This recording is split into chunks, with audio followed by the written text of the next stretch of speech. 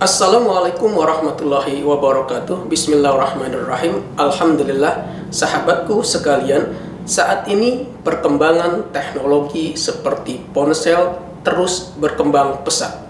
Dulu ponsel hanya sekedar untuk berkomunikasi dan berkirim pesan saja.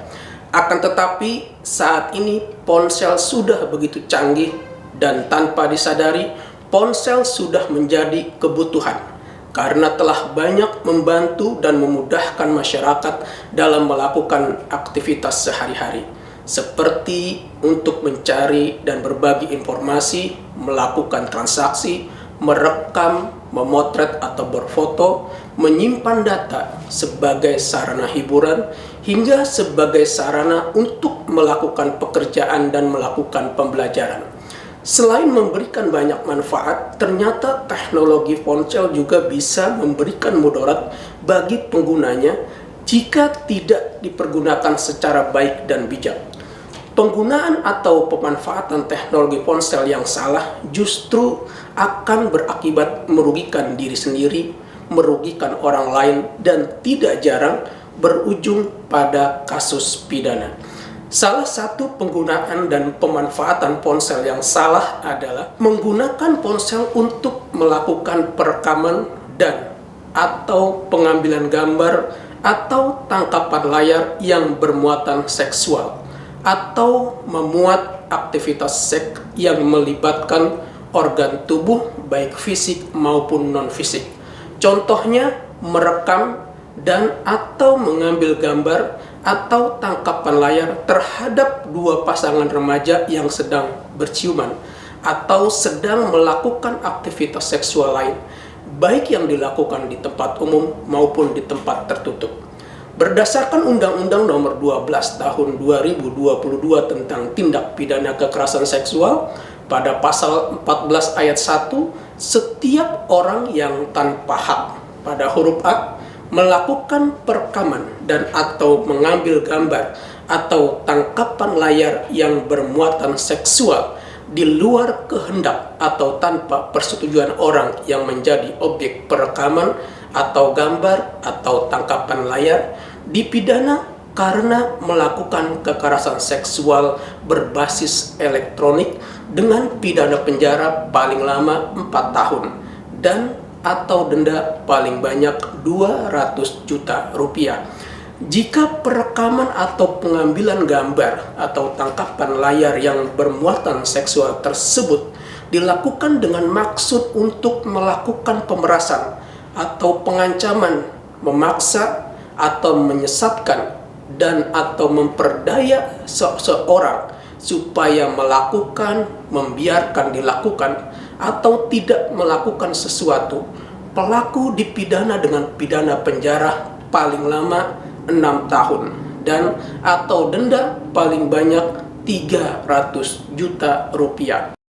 Hal ini tercantum dalam pasal 14 ayat 2 Undang-Undang Nomor 12 Tahun 2022 tentang Tindak Pidana Kekerasan Seksual. Kekerasan seksual berbasis elektronik berupa perekaman dan atau pengambilan gambar atau tangkapan layar yang bermuatan seksual ini termasuk ke dalam delik aduan, kecuali korbannya adalah anak atau penyandang disabilitas.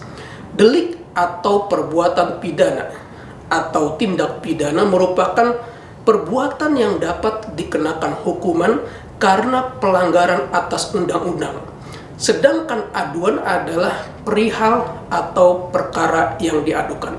Jadi delik aduan merupakan delik yang hanya bisa diproses apabila ada pengaduan atau laporan dari orang yang menjadi korban tindak pidana. Jadi yang mengadu atau melapor yaitu orang yang menjadi korban dari tindak pidana perekaman dan atau pengambilan gambar atau tangkapan layar yang bermuatan seksual yang akibat dari perbuatan tersebut telah merugikan dirinya. Akan tetapi jika korban perekaman dan atau pengambilan gambar atau tangkapan layar adalah seorang anak atau seorang penyandang disabilitas, maka delik aduan tidak berlaku. Artinya tanpa adanya aduan dari korban, pelaku tetap diproses hukum.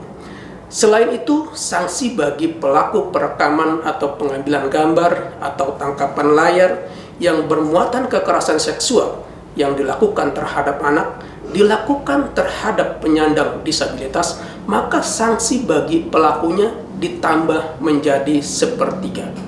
Sahabatku sekalian, sebelum disahkannya Undang-Undang Nomor 12 Tahun 2022 tentang tindak pidana kekerasan seksual, pada dasarnya melakukan perekaman atau pengambilan gambar atau tangkapan layar yang bermuatan seksual sudah diatur dalam Undang-Undang Nomor 44 Tahun 2008 tentang pornografi.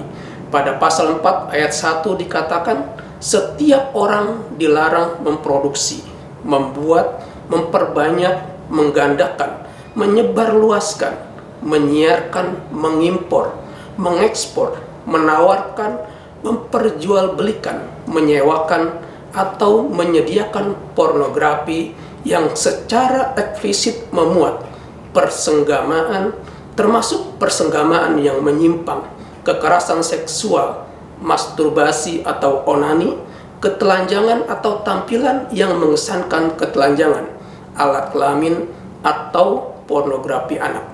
Sanksinya terdapat pada pasal 29, yaitu pidana penjara paling singkat 6 bulan dan paling lama 12 tahun dan atau denda paling sedikit 250 juta rupiah dan paling banyak 6 miliar rupiah.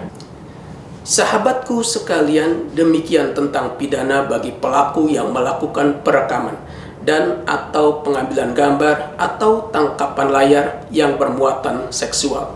Semoga bermanfaat. Wassalamualaikum warahmatullahi wabarakatuh. Salam penyuluh hukum.